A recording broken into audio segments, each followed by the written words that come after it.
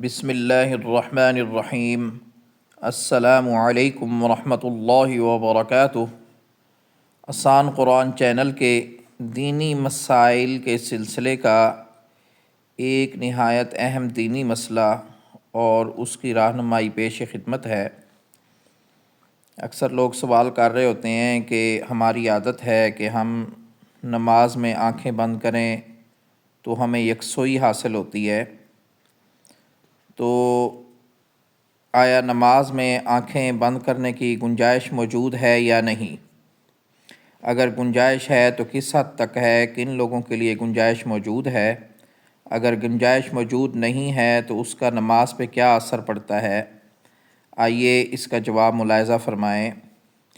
واضح رہے کہ نماز میں بلا ضرورت آنکھیں بند کرنا خلاف سنت اور مکروہ تنزیہی ہے۔ ایک مکروہ تحریمی ہوتا ہے، ایک تنزیہی ہوتا ہے۔ اس کا درجہ تحریمی سے کم ہوتا ہے، وہ تقریباً حرام کے قریب ہوتا ہے، مکروہ تحریمی۔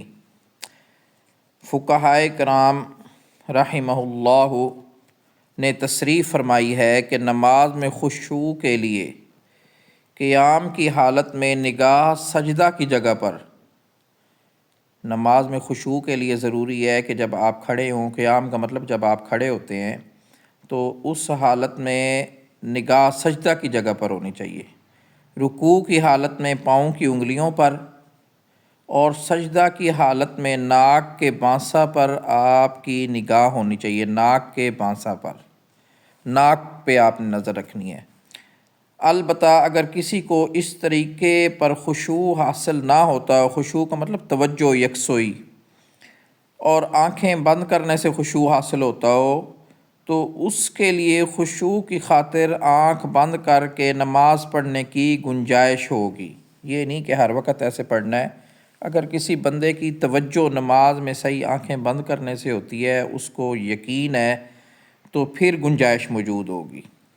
لہٰذا اگر آنکھیں کھلی رکھنے کی صورت میں خشوع حاصل نہیں ہوتا اور اس کے مقابلہ میں آنکھیں بند رکھنے کی صورت میں خشوع حاصل ہوتا ہو تو آنکھیں بند کر کے نماز پڑھنے کی گنجائش ہوگی۔ لیکن اگر آنکھیں بند کرنے سے یقینی طور پر خشوع حاصل نہیں ہوتا، توجہ حاصل نہیں ہوتی، بلکہ آنکھیں بند کر کے نماز پڑھنے کی ویسے عادت ہو، ایک بندہ ہے اس کی عادت ہے، اس کا توجہ سے تعلق نہیں ہے، وہ ویسے آنکھیں بند کر کے نماز پڑھتا ہے، تو پھر اس طرح کرنا مکروہ اور خلاف سنت ہوگا۔